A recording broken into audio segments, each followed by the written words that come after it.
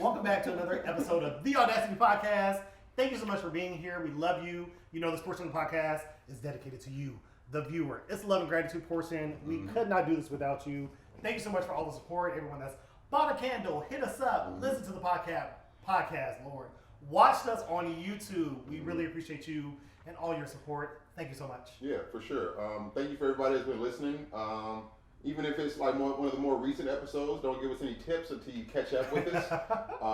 But with that being said, you can be anywhere else on the internet, and yet you're here listening to us. You could have been researching how to look up a 1-year-old's bicycle stroller just because, you're doing that, just in your spare time. But you're not. You're here. And we appreciate you. We do. Love you guys. Do you have a 1-year-old? No. Allegedly, I don't. The test ain't came back yet, so we don't really know. And it won't. And it won't. Okay. Hello.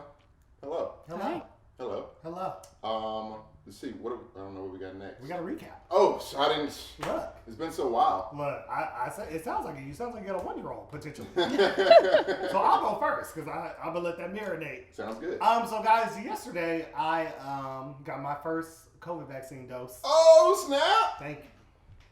Thank you, y'all. For those of you who were concerned, because several people I told I was going to get it, and they sent me a bunch of like casket shark memes and funeral tags and just all kinds of shit like that. And I'm like, oh, thank you, I guess. Why were they sending you that? People are really scared of taking the vaccine. A lot of people are very fearful. For sure. Like they really think the government's trying to kill us. Per use. Well, they is, but they wouldn't do it like that. Right? Yeah. No, Tuskegee's over. They moved into other ways. They got so many other ways. Like, have y'all not been paying attention to the news? I feel good about it though. I feel like my superpowers are marinating. Okay.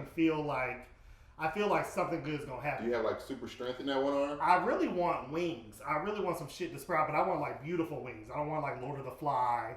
I want like some gorgeous, I want, like a cool power. I don't want no bullshit ass power like being able to hear what people are thinking. Fuck that. I don't give a fuck about that. Yeah, that's true. I want teleportation, telekinesis. What would you teleport to?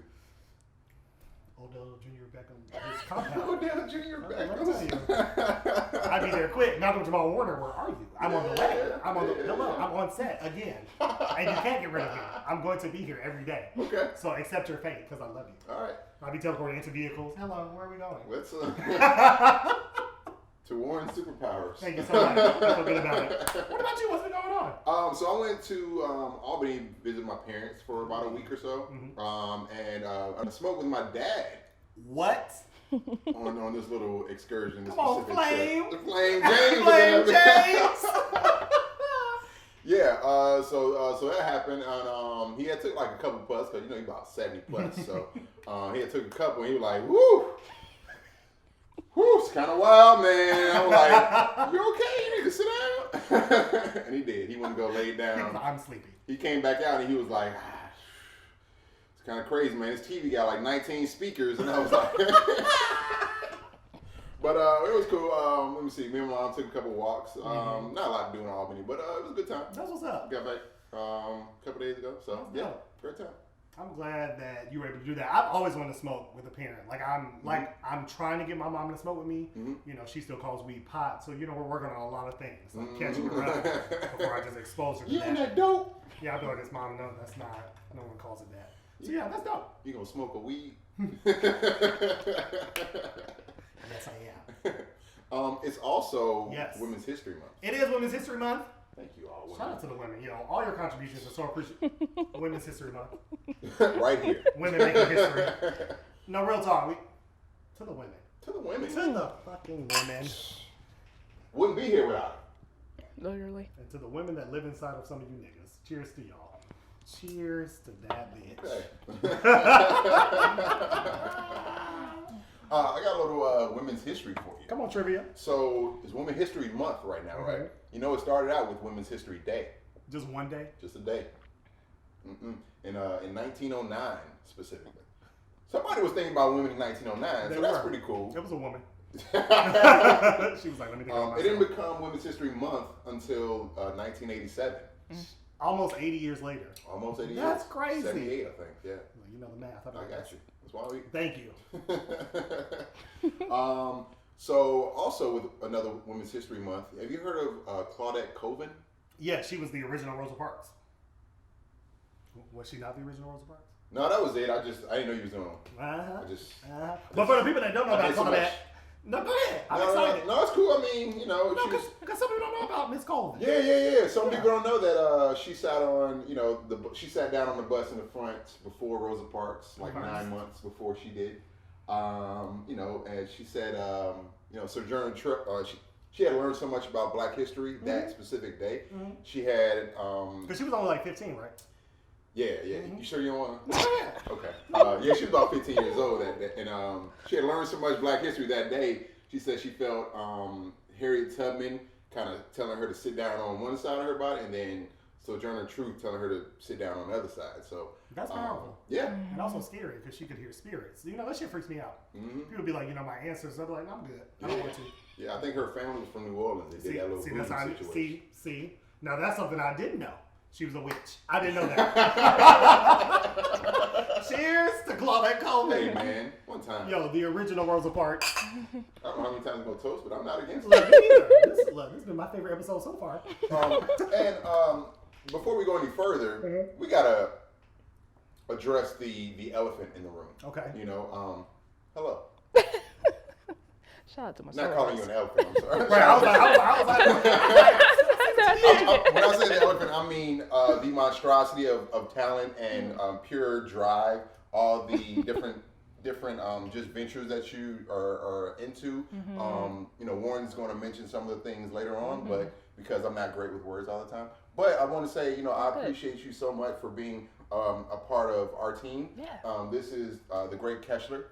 Oh, I like that. Address me as such from here on out. The great Keschler. The great Keschler. Would you like to introduce yourself to the audience? Yeah, sure. So, my name is Keschler. Okay. I am a creative marketer, creative producer. I own Keschler & Co. That's me and the rest of them. A mom, a wife,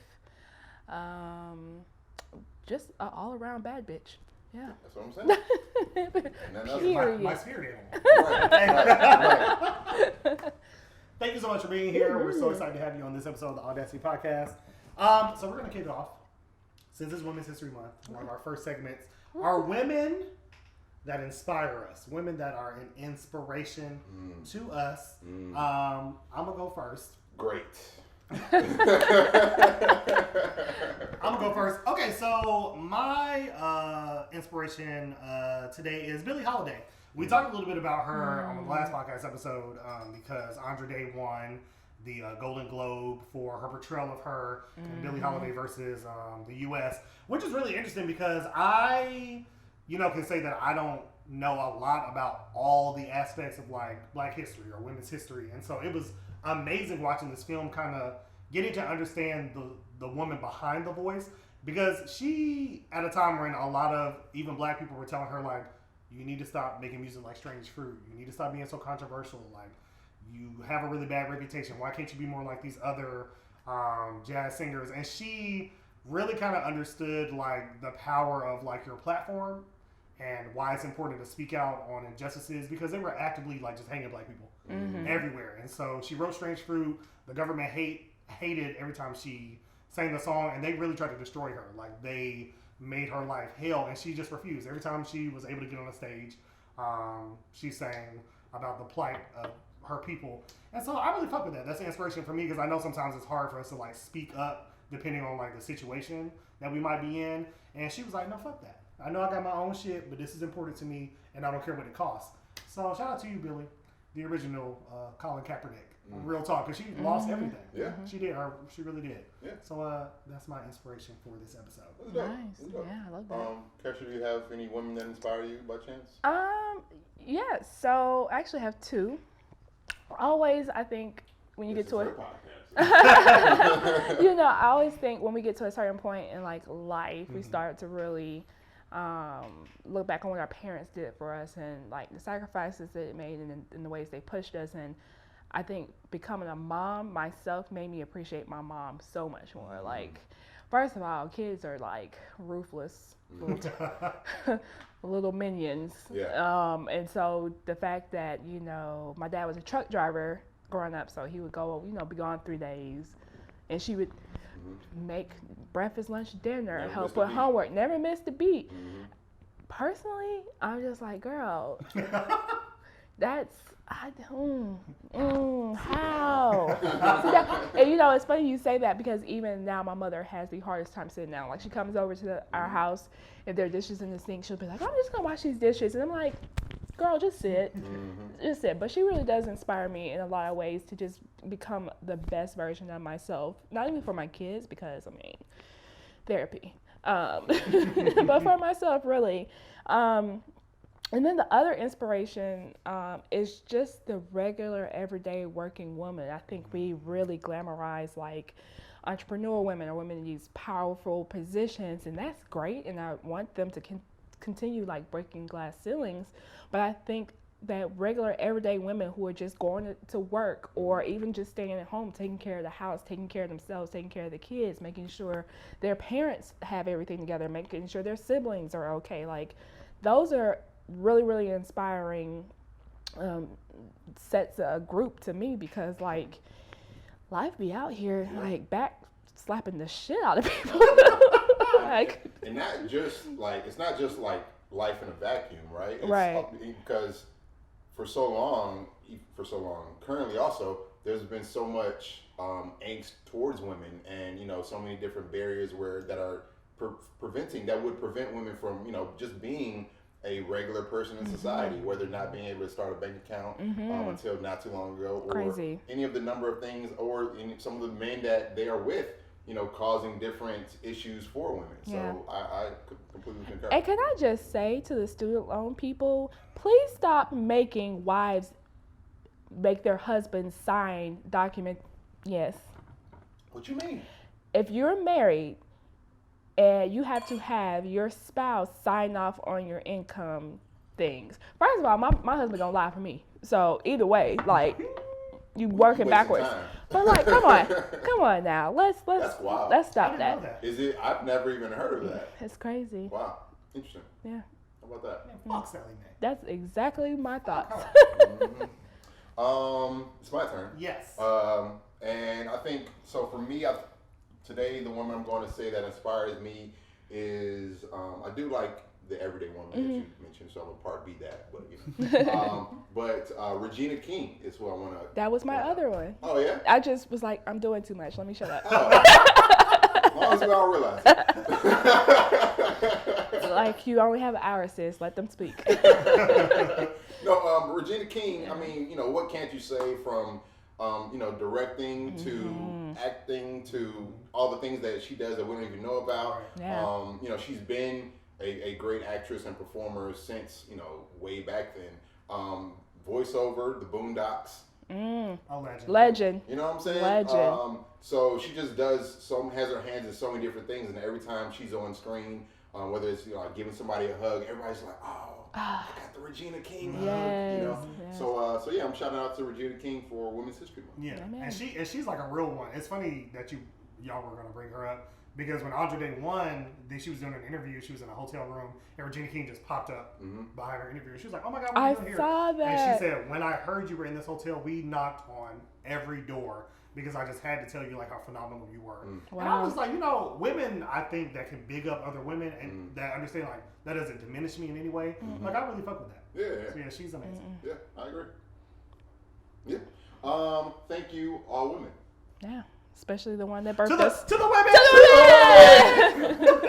women. Well, Okay. with that being said, Yes. shall we move on into the podcast? What's next? What is next? My list says, so I don't know if you guys still watch Oprah. She still got, I didn't know she was still on TV. Oh, she got episodes coming out. Oprah's like, I will never not be on TV. Right. You will see me. So Oprah had an interview with the former royalty. I don't know if they're still royalty. It's hard to make sense of it. I don't understand what's happening. Harry and Meghan Markle. Yes. Not that his last name is Markle, but It might be. You get what I'm saying. Yeah. So they had an interview, and the interview was kind of surrounding why they left the palace and left that whole world. And apparently it was because a part of it was because they were experiencing so much different like microaggressive like racism and everything like that. Imagine that. And even to the point to where it wouldn't come from like specific members of the family like the queen or anything like that, but maybe his brother and a couple other people's. And there's an arm called the firm, who's kind of like their Congress or something like that. So who basically kind of tell them like how to act and what to do in specific situations, but they wouldn't tell Meghan the specific things that she would need to do. So kind of setting her up for failure in different situations. Have you guys seen that? Yeah, I watched the interview. You watched the interview? Oh, great. I definitely watched the interview. It was very eye-opening. As someone, because we're Americans, like, ain't no royal family besides the Smiths. And so, like, that's, like, very interesting, like, that whole dynamic. But she said some very alarming things. Like, she said at one point she wanted to kill herself, and she went to the firm, and she was like, I really need help. Like, I'm having suicidal thoughts every day. Y'all won't let me leave this palace. They took her passport, her driver's license. She said, you don't see any of that shit when you become royal. She said, and I couldn't just, like, Uber from the palace. They wouldn't let me leave. And they told her, they were like, yeah, that's really unfortunate. And we do feel bad for you. And we cannot help you. You cannot go get no kind of help. No, that's not a good look. And so she just kind of had to have a real conversation with Harry. And Harry was like, you know what? Y'all not finna do her like I did my mama. We out. Yeah. And I'm like, y'all, I gotta give you a white man. Like, I was really, really, like, shocked to hear about, like, some of the things that she had been experiencing. Yeah. Shocked but not surprised. That part. Yeah. Because during the interview and when I saw, like, some of the backlash, and of course, white people were just up in arms the fact that this black woman had the audacity to speak against the crown and the things that were going on there. Right. But, like, all I could think about is that Nicki Minaj meme where she's like, did I lie? Did I lie? And I'm like, that part. Yes. Like, and it's just like, it's amazing. I mean, not to be like insensitive at all, but like I see how they did a white woman. I see how they did Princess Diana. So I knew it was gonna be some bullshit. Yeah, yeah. I mean, it had to be. I mean, I think the English kind of is. They kind of started the racism. They did when they went to all the different countries, empire. and they were like, "Hey, this is Africa. Yes. Let's go ahead and slice this shit up." Yeah. When Meghan said in the interview that 70% of the Commonwealth is people of color, that blew my mind. That blew my mind. She said as they were traveling throughout the Commonwealth and they were meeting people, she said she encountered so many people of color. And these are the Queen's subjects. Most of her subjects are people of color. And she said so she thought that, this was like a really beneficial thing to have someone that looks like them, that can relate like in the family, but I guess not. Well, I mean, yeah, so they even talk, so to that point, one of the moments that Meghan had mentioned was when somebody had made a comment about what Archie would look like and like his skin complexion, like, your baby's gonna come out dark if you date this woman. And, they're like, what are y'all talking about? Right. It's like, and that's how I knew it was a white person, because black folks would have looked at Meghan and looked at her and be like, right, that baby gonna be clear. that baby gonna be light as I don't know what. What are you talking about? You worried about skin color. You don't know how science works. Black people, we know what genealogy is, one thing. Okay. And it just is really crazy to even have a conversation with her, like, just so you know, your baby will not be a prince. They will not get security. That's crazy, because there's no reason for that. Right, because all the other grandchildren have the same shit. Yep. Wow. You might want to keep working to pay for your own security. Like crazy. And then even when they fled, because that's what they said they did, they fled to Canada, the royal family took away his security, let people know where they were, and they were receiving all these death threats. Come on. So many that they had to leave, and Tyler Perry put them up in his home for 3 months and gave them security. Yeah. Tyler Perry be busy. He I was gonna say that he be doing a lot of stuff. He do be doing stuff. People talk about the movies, etc. But he got a good heart. Yeah, he does. Yeah. It's just not a good penmanship. Yeah. We just let that go. No, you're right. Yeah. Just let it go. Just let it Did go. she lie? Did she lie? Just let it go. I love you, No, Tyler. but legit though. No, for real. It was so interesting to see, like, because as a part of the public, we people always look at the the whole royal family, especially Americans, because it's one of the most specific things, like royalty, prince, princesses. That Right. all that whole thing, and then to see how like flawed it is. You know what I'm saying? And how even if the queen had no interactions with any kind of negative, because she said the queen was always kind of nice to her and everything. Like all the people around her still wanted to uphold that level of white supremacy, and saying like, oh well, if you're a part of the royal family, you need to have a white skin. It's like, what makes you think that's the case? And allow them to continuously tear that woman down in the media. It's crazy. Would never tell the truth. She was talking about like different stories that were being misconstrued. And what's even crazy to me, to your point, Harry at one point was like, yeah, like I hadn't talked to my grandmother in months. Like, and I was like, y'all live in the same fucking. What do you mean you couldn't just knock on a door? Ain't y'all all in the same damn castle? Like, it's just, I guess we didn't really. Well, for me, first person, I didn't really understand how royalty worked, and it sounds awful. It sounds terrible. I don't want it. It wasn't nothing like Princess Diaries, and I'm mad at Anne Hathaway and that lady from The Sound of Music for spinning that tail. Okay, that's why you need to start watching Black Panther. Ain't nothing wrong with King T'Challa. So. Dead. Oh, yeah, rest in power. Rest in peace, Chad. Yeah. All day. That actually hurt a little bit. The Chadwick situation. Yeah. I don't think I'm over that. Oh, I'm definitely not. Yeah, nah. Just like it's like a little in the back of your head, like damn. I think that's grief. Yeah. Although I'm very excited for Black Panther 2 that comes out next year. Yeah. I'm very excited. But anyway, some other backlash or just ripple effect from The interview. The whole interview.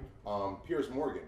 He was briefly on CNN when he took over Larry King's spot. They got him the fuck out of there because he was like, "Oh, this guy is a fucking nutcase." So he was, he was a personality on one of the English shows, and he had like some comments towards Meghan Markle about how her basically lying throughout this interview, and all these things, and and then it was just kind of I think one of the other like the weatherman on that show kind of pushed back and was like, dude, like what are you doing? Did you see that? Yeah, I watched it, and I will know that the man's half black because I think that's important.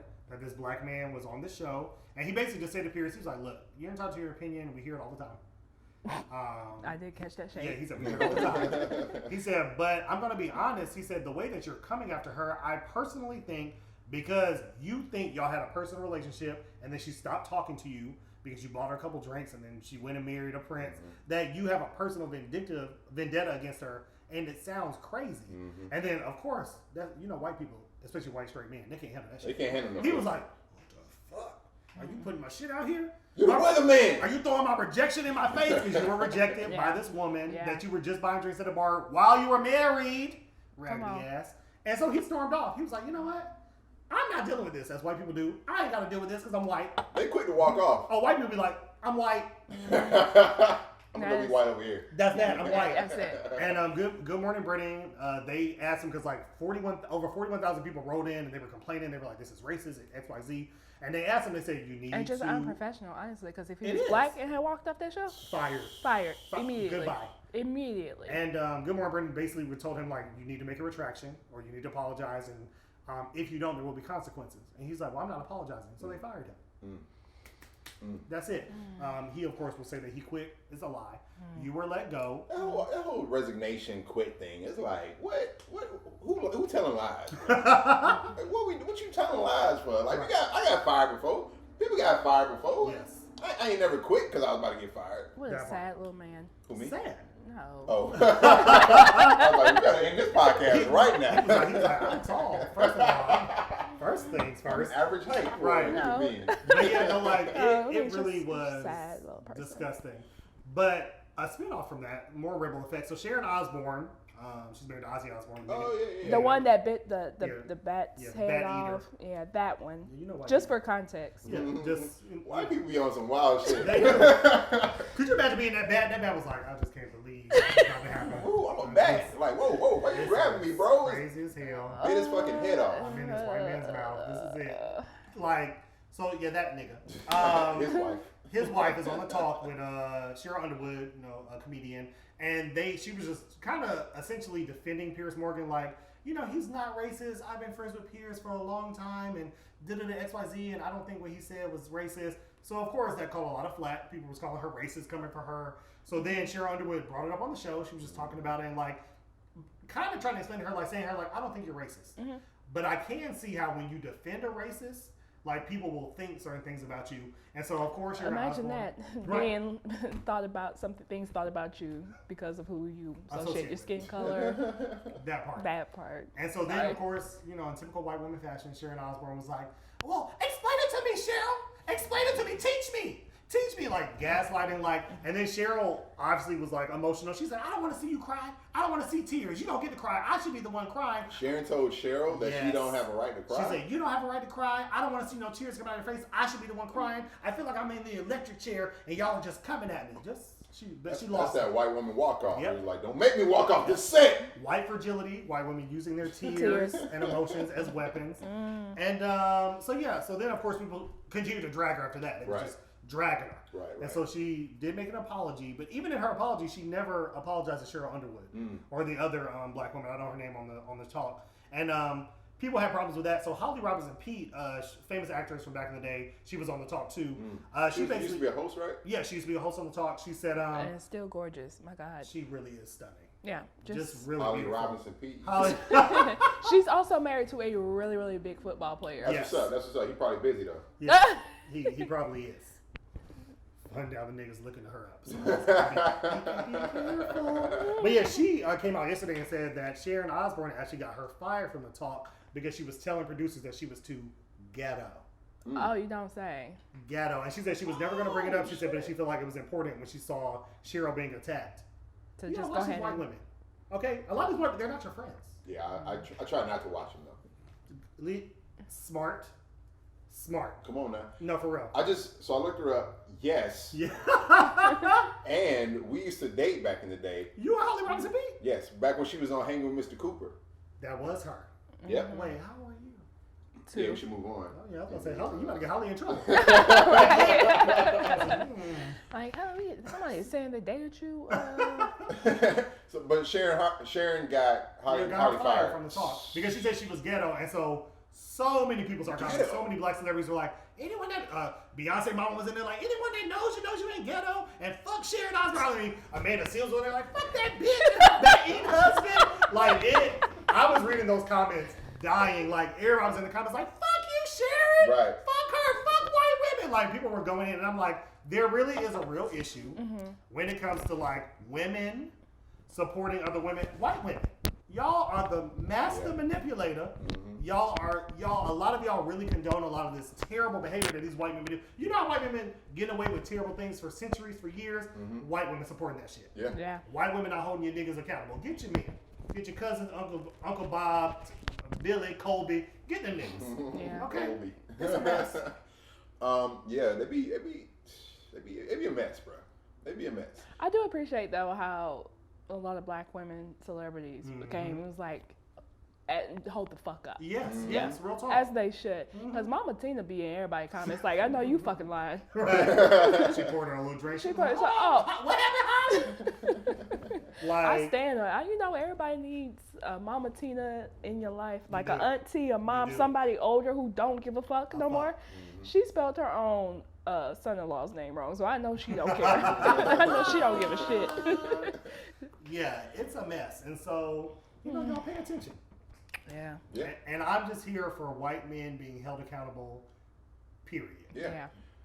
Speaking of white men being held accountable, What's going on? Lord. Joe Biden signed that stimulus check, baby. Moneybag Joe. Moneybag Joe. Stimmy. Got that stimmy. Yes. I'm excited, bro. I'm so grateful. I'm just, anyone that's been listening to this podcast, y'all, I've been talking about this third stimulus check since 2018, and I just am so grateful, and so is my car, because we got to get some new tires. Okay, amen, y'all. Amen. Y'all know what I'm talking about. Y'all tread showing family. How y'all doing? Won't he do it? I need some help. Okay, so thank you, Joe. And I'm so glad. This is the first time a white man has given me money, and I didn't have to do nothing first. Really? I am so grateful. What about those other times? I was curious, are you going to expound on that later? So yeah, I'm just so... expound. Expound. Yeah. So I had that's what I was doing, expounding. You expounded. I had expounded to get the money. No, I'm really grateful. It's funny you have brought this up, and so let's talk about it. We about to get this money. You just saw the people on Twitter talking about all the things they about to do with this stimmy. Yeah. What's some things that y'all done got a refund, they got a little extra change in your pocket that you done spent your money on? Like, what's some things? Is it just stimmy checks? No, any kind of checks. Oh, okay. So refund, tax refund. Okay. Back when we were stupid. Student loan. Living. Refund. You call it stupid. I call it living. I got mine. Yes. So the refund financial aid check just dropped because I have to refresh every fucking day. Did I get it? Oh, got mine. My refund situation, I had got one of my homies was like, "Yo, man, we about to go do this thing. You trying to go?" And I'm like, "All right. I mean, cool. Run it." We went skydiving, and I think it was like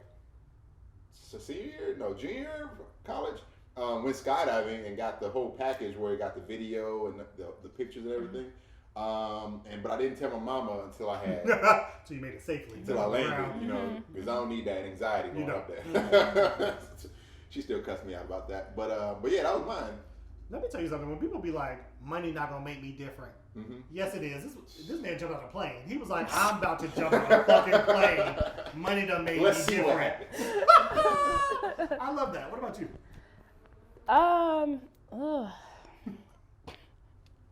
You know what? When you touch that God sent hat,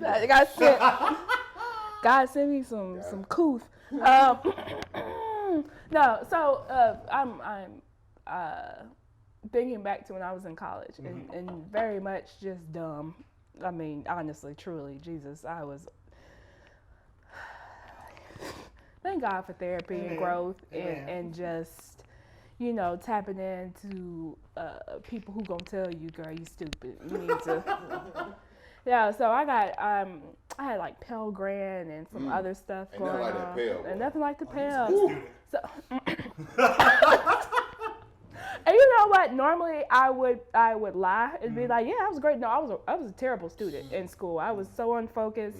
I was absolutely but I was absolutely one of those people who should have taken a gap year and figured out what the fuck I was doing with my life because I don't even know how I graduated. But I mean, you turned out so great before you go into your thing. You turned out amazing. I mean, I think the experience of just understanding that if I don't care about something, I'm probably not going to excel at it carried over into my adult life, and it has helped to understand like. The shit I hate doing, I'm probably not gonna be good at. Amen. Yeah. That's college. Yeah, that's college. I was real good at partying and making friends, though. So, amen to that. But there's this guy I was kicking it with, and can't really call it much more than. Like, we're being completely honest. Like, I don't know him. I would never know him today. Like, I don't know what it looks like. But yeah, we got our refund checks. And that's when Von Dutch was super cool. Like, Von Dutch was what everybody was trying to kid. That tells you how old I am.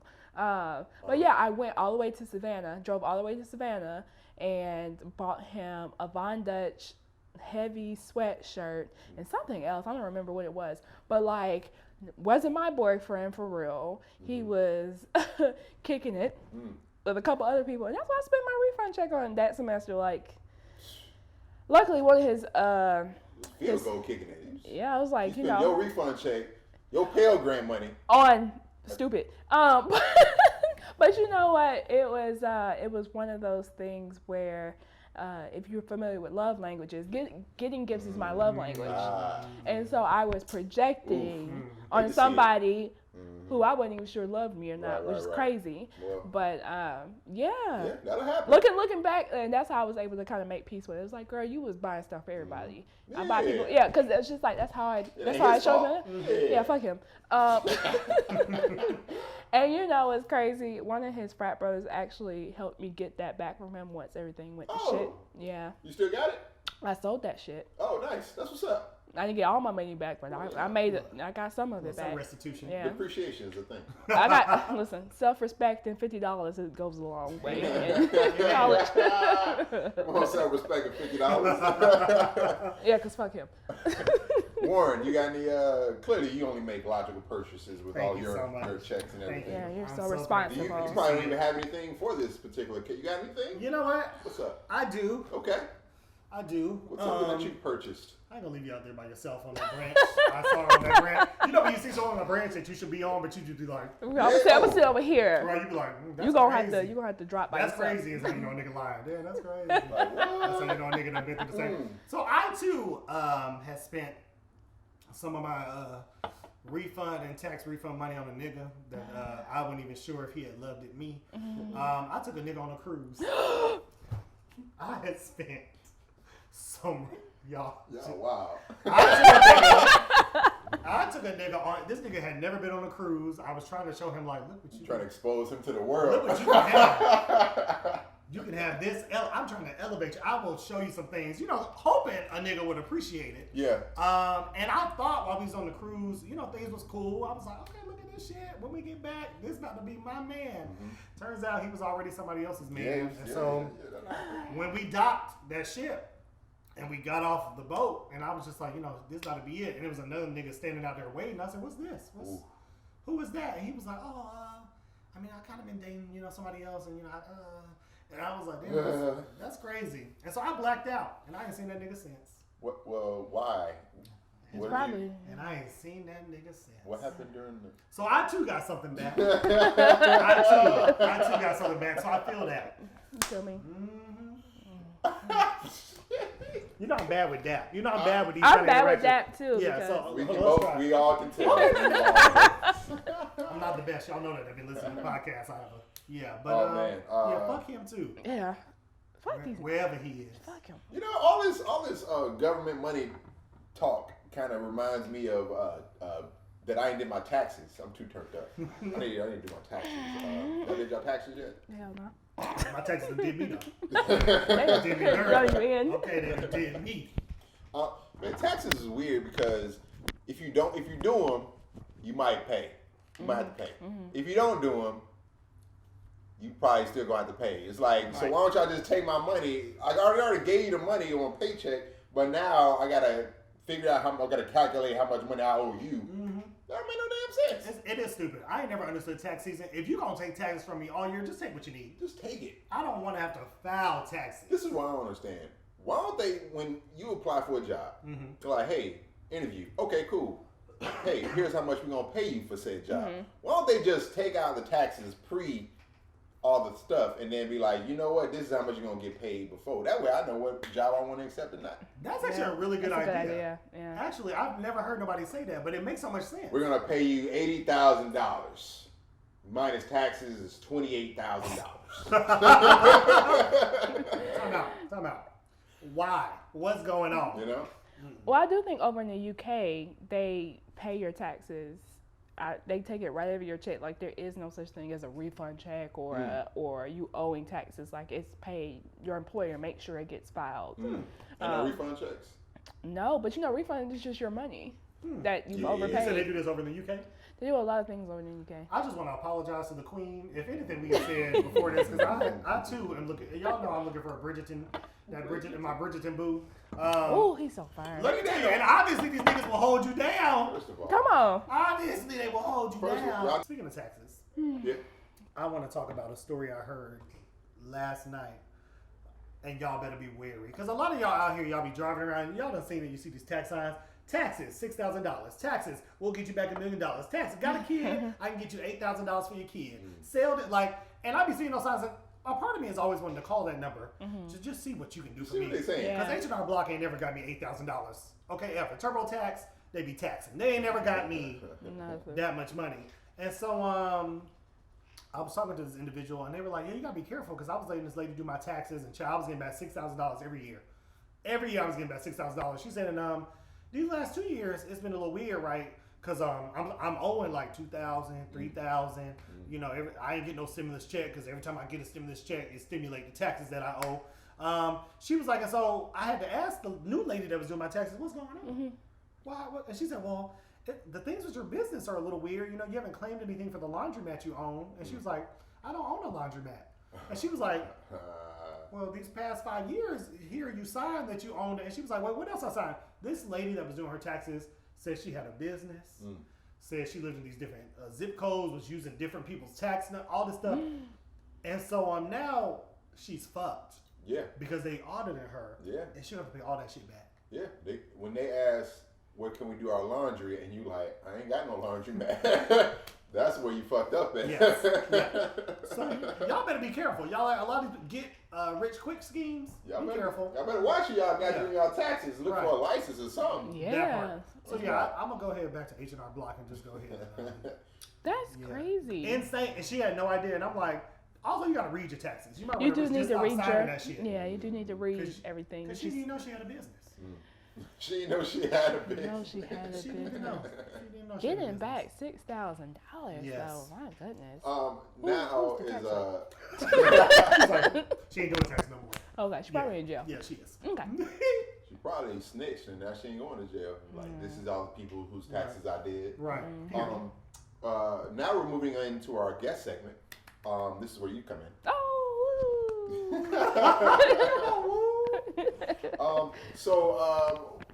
To start us off, why don't you give the people some kind of insight as to kind of what it is that you do? Yeah. So I am a creative content producer. My background is in marketing and social media, and I just kind of found my way into content production. I really enjoy producing photo shoots, creative direction, and video shoots, things for brands to kind of build their online. Presence. There you go. I was like, appearance? That's not the word I'm looking for. I also have mom brain. But double. Yeah.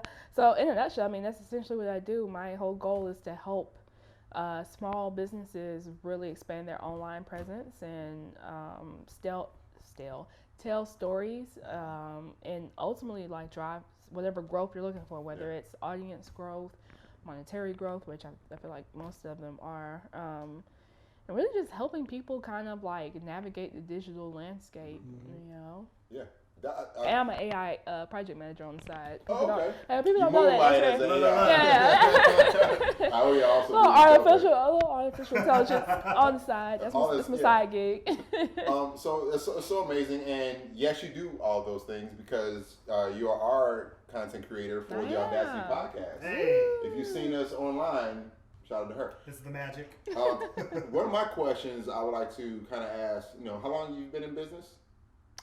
A year this month. Hey! A year this month. Let's go. Oh wait, I drank all mine. You are not alone. I was kind of like looking at everybody, so I was like, slow down. Happy anniversary. Cheers. Yes. I also got to remember I'm grown. We don't have to tap. Says who? But one of my questions is, what would you say over your last year is one of your proudest moments? Oh, one of my proudest moments, honestly, was in the midst of a pandemic, in the midst of me being pregnant, having all these just different changes and just struggling to hold on to my mental health as well, because last year was shit show, was I was able to pay women in Black-owned businesses about $25,000.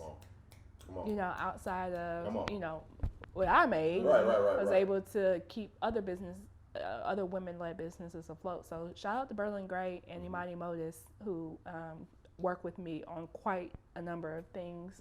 Them working with me was a big reason why I was able to stay afloat. So I appreciate them. Yeah. That's dope. And listen, let's get this shmoney. Let's get this shmoney. Now that you've done it, now you know what else you can do. What more you can do. Yeah, absolutely. That's cool. So, as someone that wears many hats, I'm gonna list some of her hats, guys.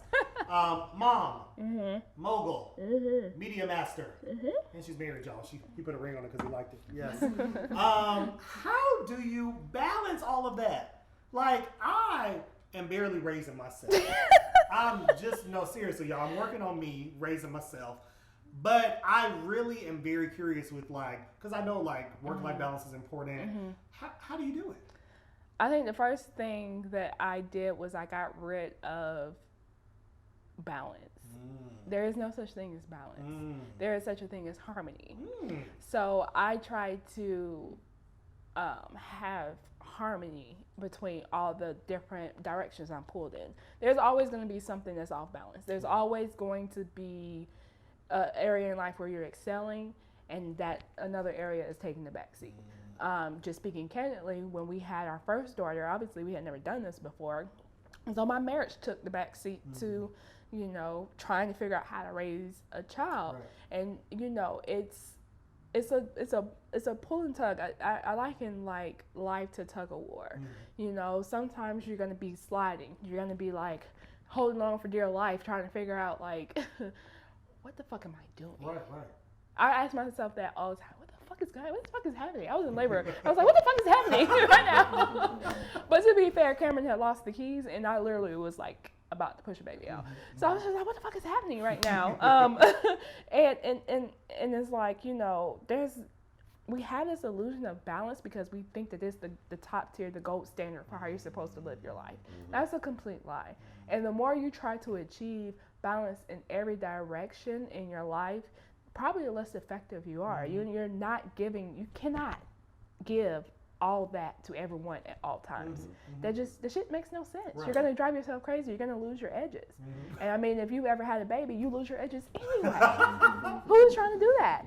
So I concentrate on being just harmonious with even myself and extending myself a lot of grace. And to be transparent again, like that's something I struggle with. Like, you could be doing X, Y, and Z, but you also could be sleeping. Right. You could also be taking a break. The kids fine, they well fed. Y'all seen the pictures, they don't miss no meals. Okay?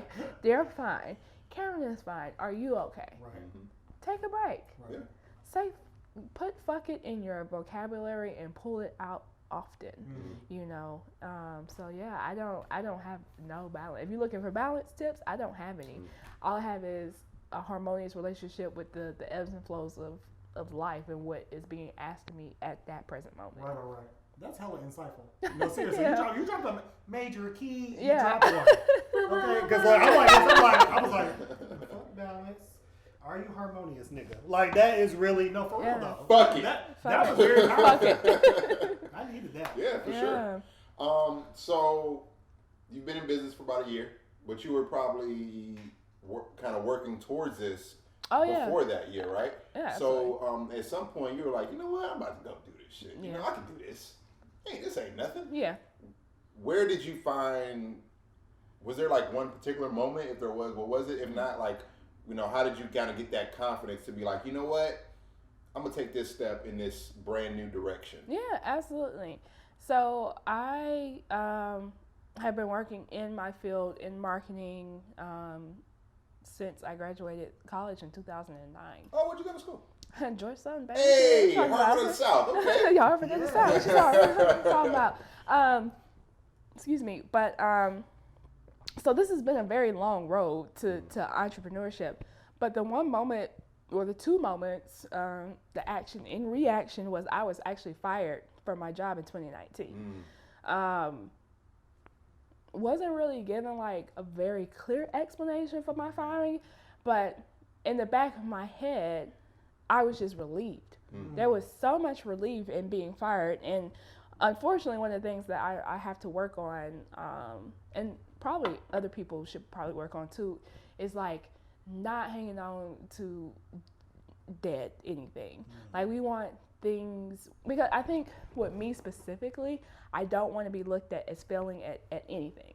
And so I was holding on to something that was so dead and was not serving me, and it was like, I think God just got fed up and was like, okay, see, I didn't try to tell you to just I'll do it. You know, fuck it, I'll do it. So I got fired in October of 2019. And it's very interesting because this job started me out paying just terribly. It paid me as if I was right out of college and I had all this experience when I started, and was pretty much told I wasn't worth the rate that I had asked for. And I still took the job because, you know, dumb.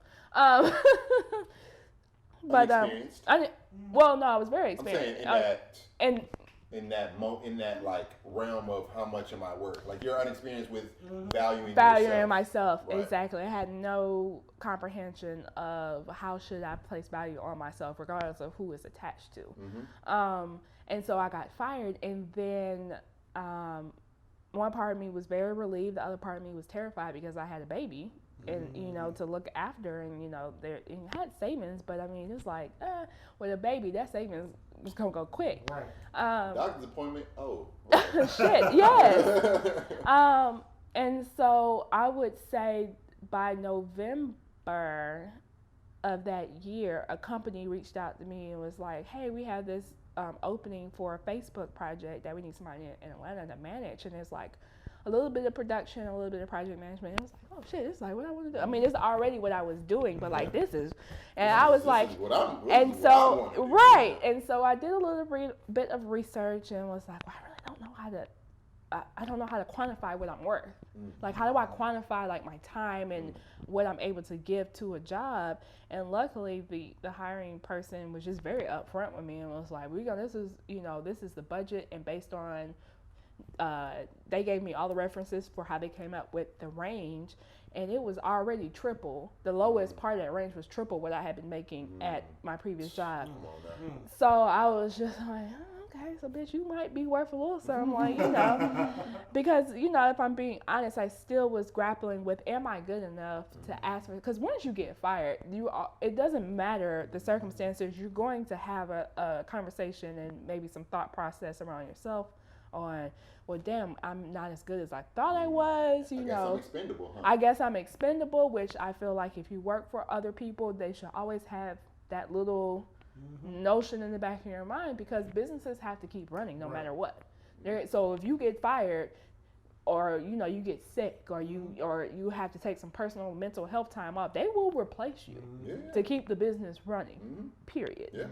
But I think at that point, and it's worth noting that the hiring manager was out of Finland, so a totally different set of ideals and like ideas about workforce, and like they sometimes they look at us and like, why are you working right now? Like it makes no sense. I don't understand. The best work policy. No, for real. The best they got work. Like forced vacation, like 6 yes, weeks or something yes, like that. Forced. And so I think for me, that was kind of the turning point, because I had been freelancing. I had been doing my stuff on the side because I'm trying to get this money. Grinding. And trying to get, this thing. But then through that project for Facebook, one of the participants, I can't remember her name, and I wish to God I could, she was like, well, what do you do? Because we're just chatting, having a conversation. I was telling her what I did, what I wanted to do. I mean, I didn't know her from anybody, so I just was like, well, you gonna ask, I'm gonna tell you. She's like, you should start a company called Keschler and Co. I mean, your name is just so cool and blah, blah, blah. And by March of 2020, even though I was already operating, when I started Keschler and Co., I had 3 clients lined up. When I officially started it, I had 3 clients lined up. And it was just like, God was just like, hey, I've been trying to tell you, and you would not leave when I needed you to move. And so if you're not going to move, I will move you. Okay? Out some things out your way. Out your way. That's what it is. It's Yeah. your way. Yeah. Yeah, I think a lot of times, like sometimes we think when we lose something that we think we need, that we think we want, it's hard to understand that, no, this is in your way. Right. Because there's more for you. Go get your more. Right. Because there's more out there. More is scary to people, though. More scares people, I think, more than we absolutely understand. Like, I think there's a biological thing that scares us about more and venturing out and being, we don't want to feel unsafe. I think it's connected to the idea that, our brain, is in control of all the things, right? Whether we do stuff, whether we don't do stuff, and when we think of more, it's like, well, I'm not even keeping everything together right now, you know what I'm saying? So it's like, how can I add like another thing to that when you add that other thing, it's like, oh, okay, well now I just gotta make this adjustment here and, do a couple extra things over here and now I can do it. But it's the brain's kind of defense mechanism. Mm-hmm. And I think especially for Black people, like I think a lot of us have grown up or experienced and been in places where like we are used to operating from a place of lacking. Mm-hmm. Yeah. You know what I'm saying? Like that's our experience. And so to have more is a foreign concept. And so for a lot of us, like, you know, you are the first in a generation to like really start making moves to like elevate yourself to a place of more. And it reminds me of that quote, you know, our greatest fear is that we're powerful beyond measure. For sure. That's like a real thing. That's a real thing. I want to touch on something you said earlier that I just thought was so amazing. How like, you know, you were very purposeful in like partnering with Black businesses and women-owned businesses and helping them stay afloat. And in return, it helped you. What is your favorite thing about being a Black woman? I mean, shit, we lit in all shapes and sizes from all aspects of life. You know, Black people are not a monolith. Not everybody went to school or had the desire to go to school or the desire to sit in the office or the desire to have kids. But some sort of way, it's like when you walk down the street as a Black woman and another Black woman sees you, she sees you.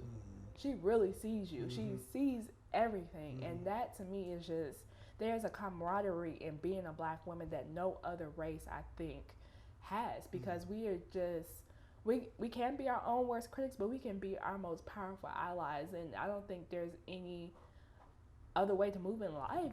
You know, when you're a Black woman, it's just like, we got to move together. You know, even when, you know, we don't necessarily, every person that has showed up for me personally in the last year was Black. And the ones who showed up in the middle of the absolute terrible storm every single time has always been a Black woman. And that's not to say we are here to save everybody, but it's just like we just naturally are able to boost each other up in a way that I think it's irreplaceable. It really is. And especially if you got a good group of Black friends, like that shit is irreplaceable. I remember one time I was walking down the street to go headed to one of my friend's house pre-COVID for her birthday, and I had on this I can't remember. God, I'm so bad with names because I really be wanting to plug people too. But he was a stylist at Dillard's, and my normal get up is either very tomboyish or Black. I love the color Black. Like I just like, nigga, I'm gonna be in Black. Okay.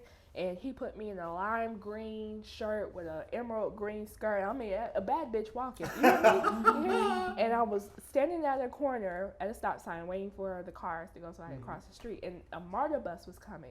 I watched this girl run from the front of the bus to the back of the bus where there was no one, open the window and say, yes, you wearing the hell out that fit, sis. Period. Did she say wearing the fuck out that fit? No, she said wearing the shit out. Oh, okay. All right, that cool, fit. cool. Yeah, she said she wearing the shit out that fit. I just want to make sure you knew you could I cuss didn't know who that. I'm like, I've never seen this girl before, but I was like, thank you. Yes. Thank you. Thank you. Yeah. There's no experience like That's what's up. experiencing a Black woman just come out and be like, yeah, That's dope. you fucking it up, huh? I see you. I see you. So you mentioned your husband Cam. And Cam has been on the show. If you haven't checked out that episode, it was a great one. Check that It one was out. very good. Could you talk a little? He has his own business as a photographer. He's also. a photographer. And I want to see if you could talk about how both you guys manage, you know, the different, you know, nuances with, you know, owning your own business, raising two beautiful children, etc., and then, you know, being in the same house and, you know, needing your space sometimes. So Yeah, can you all talk the about that? All the time. Like, what do you need? You need some time? Yes. Yes. Sounds good. Yeah, communication is everything, and so is intuition. Honestly, like I understand that sometimes you can't, if someone doesn't come outright and say what they're thinking, you have no idea. I've looked up in life to where I have a partner that can look at me and say, "You need to go eat," or "I'm gonna say to kids, you go take a nap," because I can see it on you, and he knows that I really won't say anything until we've already crossed like the river. But communication is everything between us, and it practical ways that we kind of stay on track is a family calendar. Like I live and die by my calendar. If it's not on the calendar, it does not exist. My brain literally cannot handle trying to remember random things, and I think that Kescheler has really saved our lives a lot. In collaboration, I love collaborating with Cam. We just did a collaboration last week that went really well, and we're still married, and so that's been great. And then giving each other the grace. Like sometimes Cam forgets to put things. When you're pregnant. When I'm pregnant and labor. I wish I could have recorded that moment because I know it was funny. I know my mom was trying very hard not to laugh because it's not funny, but it was hilarious. But just giving each other the grace because like some weeks I am so busy where I'm working from 6 a.m. to 11 p.m. at night. And I'm no longer the primary caregiver, Cam is. And then some days he has a million edits. Because people think like, oh, photography, he just goes to the shoot. Like, the hours spent editing are insane. And to have 2 very young children, like, salute to him for keeping it going. Because, like, I would have been gave the fuck up. Like, I'm not doing this shit. Retired. I'm retired. I used to take I'm dad now. I'm done. You know, we're going to Benadryl the kids. Like, just kidding. That's dope. So yeah, like we just marriage in general is just about you have to have a lot of grace, and for yourself, for your partner, for your kids, because them little assholes don't know anything outside of themselves. Like, oh, I need this right now, and it's like, well, mommy's trying to work, or daddy's trying to work, and it's just like, well, can you take that one, I'll take this one. Or we got to switch, or I'm going to take this one outside, because at least we know outside she'll be quiet for a little bit. It's crazy. Divide and conquer. Right. Divide and conquer. And not let them defeat us. And a lot of prayer, man. We have to pray. I pray over our businesses. I pray over us. I believe in the power of prayer. I also believe in the power of, like, some good wine, because that was Jesus' first miracle. It's always been my favorite. So shout out to you, God, because that first miracle, He did that. You did that. Yeah. And I didn't even read that book, but I heard about that. Couldn't even tell you the verse, but I know. Yes. Okay. That's how much you listen to it. Jesus liked to party. Jesus was about that life. You got anything else? Yes. So as an entrepreneur, successful business, popping, I really want to know, I think a lot of people make entrepreneurship, a lot of people, you don't like your job, quit, leave. You can do your own thing. You don't have to work for these people. And so your entrepreneurship sounds very sexy, right? But I know that like any business, there are parts of it that probably are not as sexy. What are some of the things that entrepreneurs don't tell you? They don't tell you about how lonely the shit is. And I think I was spared from a lot of the well, I wasn't spared, but everybody was lonely last year because we were in the middle of the pandemic. Yes. But just having to bow out of things, like, I'm the fun one, okay? I'm the fun without the group of my friends. Like, I'm legit like the turn up, let's have a good time. Let's take a shot before we start this podcast. I mean, I would have. But, I have to prioritize things a lot more, especially because there's also 2 children and a husband who depend on me to be very present, both emotionally, mentally, physically, and also financially. Right. I think that we don't take a lot of the things that we've learned from previous jobs into account. As much as I was like low-key devastated about being fired, every lesson that I learned at that job has helped me scale and just get more business just by it's crazy, like just pure communication skills. Like a lot of people don't have that. It's just crazy to me. Right. It is a skill. It is a very skill. It's one I honed from my previous position. And I think that entrepreneurship is still very much glamorized. And even though I can say, oh, I contributed this much money to women-led businesses, I still didn't make that much money in my first year. If I had worked a traditional job, I think I would have made more money last year. But that's just not what my heart is. That's not what my purpose is. I think that we really have to understand, or be open to understanding, that the trade-offs from coming from a job where your dental and your medical is paid for, your 401k might be flourishing. Like, you gonna take so many L's in your first year of business for yourself when you really put yourself out there. that it will discourage you. It will make you feel like you are going crazy, okay? And then the other thing I think entrepreneurs need to realize is you can still be an entrepreneur and have a side job. Amen. Okay? Like, however you need to get it, let's get it. Mm-hmm. Like, I contract as a artificial intelligence project manager, and even just the financial lessons of working with these companies who are pouring in millions of dollars for one project have helped me to scale and to start to build and even just infuse money back into the business, where let's say a business doesn't have what my normal rate will be. You know, I can offset some of that. I mean, I won't do it all the time, but it's like if it's one project that I'm especially passionate about, I have the ability to offset that cost because I'm over here hustling on the side. And I think that's important, because I think people forget that if you have a business and you are reaching across the aisle, people are not going to be out of your budget for long. If those people really truly believe in your product, they're going to find the money. Right. Yeah. Okay? So it's like, it's very unpopular. You know, I know people say, well, if they don't have the money, they're not your client. Yes and no.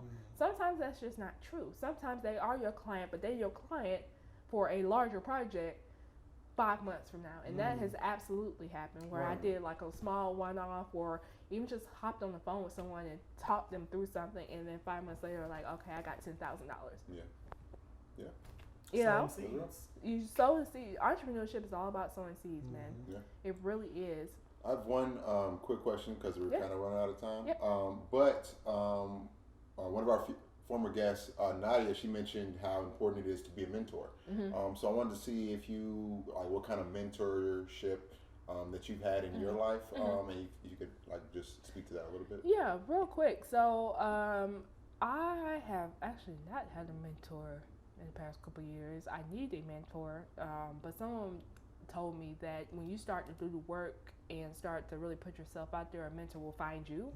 And so I'm holding fast because I believe in mentorship. And as far as mentoring others, I absolutely mentor others. You know, I just feel like it's an invaluable experience, or invaluable of like helping people for just, I went through this, let me explain to you how I got through it, so you don't have to do this. Because, I mean, I feel like people got enough to deal with as it is. If I can lighten the load for you just off of some pure, I did that shit. I've been in that fucked up place. Let me help you avoid that. Because you're already going to have pitfalls to begin with. Like, you're already going to have fucked up shit happen to you. Let's alleviate some of the shit you got to go through. Then absolutely. But I am looking for a mentor. And so I would just say, you know, to what you just said, you know, you definitely held that role for me in like a little, you know, like a flash of a moment. Because I don't know if you remember, you definitely remember when we had went to Me Hands and we just chopped it up for like. I remember that. She barely remembered because there's a few shots involved. There's a few shots involved. But you had said like a number of things that kind of like, you know, woke me up in a different moment. Where I was like, oh yeah, you know what, I really do kind of got to get my shit together a little bit. So I would like to thank you for you just being yourself throughout all the years, and you know, even you know, times where, you know, I was in flip flops going through some kind of emotional situation. You were like, hey, this is what you got to do. This relationship is this. This is what blah blah blah. I'm like, oh shit. I'm about to go get this twerk, but I appreciate this. So thank you. Thank you Shout for being out to you. Flip Flops, man. Shout out to Flip Flops. Rest in peace. It was the best of times. Real talk. Yeah. I tell people all the time, like, just to your point, like, it's an honor to be a pebble on someone's path. Like, that is a real thing. Like, that's, like you were saying, invaluable. And so that will come back to you. Absolutely. It always does. Absolutely. So. Yeah. With that being said, yes, it's time for Let It. Yeah, look at your notes. Look at your notes. White shit. Yes! Yes. Luckily, we had a black woman on. Here's that white shit. Things that white people do, because you be doing a lot. All right. Real quick, I don't know if y'all heard this story. There was this announcer. He was at a game. It was I think women's basketball game, and he thought his mic was off. It don't ever be off. The mic is hot all the time. Remember that. That's why I don't say nothing. Okay. And he had said a bunch of racial slurs. He got caught. Of course, lost his fucking job. And he was trying to issue an apology. And in his apology, he was like, you know, yes, I did not realize the mic wasn't muted. That does not excuse my behavior. You should never say things like that, even when the mic is hot. Okay. But I want you guys to know that I'm a diabetic. and I had not had my medicine. And when I don't take my medicine, I say crazy shit. You know, that's the thing with diabetes. If you don't take your medicine, crazy shit just happens. This boy blamed it on the sugar. He blames his racism on diabetes. I'm not surprised. What I've been calling his liabetes. Because, nigga, you are lying. I saw somebody was like, hey, Papa John's trying to get some of that diabetes real quick. He was like, how do I get the diabetes? White people will go to extremes to not take accountability for your wrong actions. Extremes. That's crazy. Somebody was talking about the Meghan Markle, everything, the debacle, fiasco, whatever you want to call it. And they were like, oh man, it was like a white woman, one of the Brits, and she was like, people should stop giving Meghan, stop giving the firm and all these people all this backlash. I think we've all kind of had like a little casual racism every now and then. Like, the fuck is casual about racism? Like, what are y'all talking about? It was casual to them. It's as easy as putting on a coat. Oh man, racism. It was sunny outside. I think I'll go spray some niggers. Like, what is wrong with you old white people? Just stop doing that shit. Like, just stop. Really? Christ. You had mentioned a case being reopened in South Georgia. Oh yeah. There's just some other white shit. Kendrick Johnson. Yeah. So if Val Oster. Yeah. Oh Lord, help them down there. Seriously. If you haven't, you should. So go Google, because I'm not. You don't know. You need to know. You need to know this. Kendrick Johnson was found rolled up in a mat, beaten, and stuffed in a mat like, I don't know how many years ago. I think it might have been 2015 maybe. I don't know. I can't remember. But and they closed the case, said it was no foul play. One of the people of interest happened to be an FBI agent's son. And so this year, and I think maybe this past week, they reopened the case, which they should have never closed. Yep. Okay. In 2013. In 2013. Okay, so it's been that long. And it's crazy how many times like those like different situations where it's the Meghan Markle and Harry or Kendrick Johnson, and people don't just like shut up and mind their business when other people are like trying to get, whether it be justice or an apology or just some kind of sense of release that Harry and Meghan are doing. It's crazy.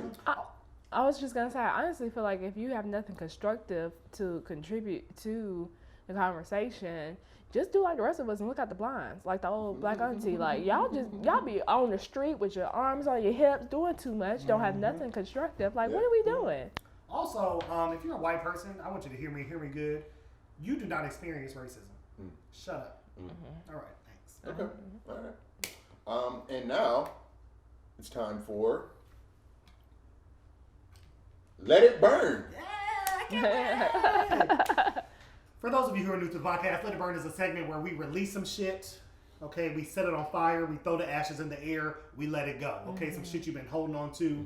I'm really excited because I got to get some shit off my chest. It's been bothering me. Okay. I love you, Michelle Obama. I do. I just want to preface that. I love her. What are you about to? I'm just letting something she said burn. But I love you. Okay. Michelle Obama, Queen Mother, she had said, when they go high, I go higher. Or she had said some shit like, when they go low, I say where the fuck I'm at. Or something like, when they is on the ground, I'm not on the ground. She had said some shit like that. When they go low, I go high. And I really wanted to get there. I too wanted to be part of Michelle Obama's movement. But Michelle, I can't. Fuck that shit. I'm letting it burn. If you go low, I'm gonna become a snake. Okay? I'm gonna turn into a fucking snake and I'm gonna bite your motherfucking ass. I'm sick of it. I'm not going high. I'm not going high. I'm venomous. It's coming at you, and that's that. I'm letting it burn. Y'all, people get away with too much shit because you be trying to be the bigger person. Fuck bigger. Be better. Read their ass. Lay them out. Fuck that shit. Okay. I'm sick of it. All right. I can sign that. Get off my chest. I can sign that. Yeah. Keschler and Cole, do you have anything to let burn? Also, pick you guys up a candle. That it? Look out for new merch coming out soon, but it's a little steep. We ain't gonna tell you what it is. We gonna look it out. Look out for it. But go ahead. I've seen it. I quite enjoyed it. I love seeing things before the general public. No, I am letting burn people using, that's just how I was raised. or the things I went through, that is why I am the way I am. Okay, listen, I understand. We all have had trauma in our past. We have all had things happen to us that quirk our personalities and make us, we have blind spots. We also have money to go to therapy, okay? So I don't want to hear your excuse for every time you are a shitty person towards someone that's because that's how you were raised, or that your parents were shitty to you. That's just how I am. No, it's not how you are. I think people, I'm going to let this burn. You need to learn the difference between that's how I am and that's how I choose to be. Hello. Okay? Okay. All right. Stop that shit. I'll fuck with that. Go to therapy. Mic drop. Read some self-help books. Okay?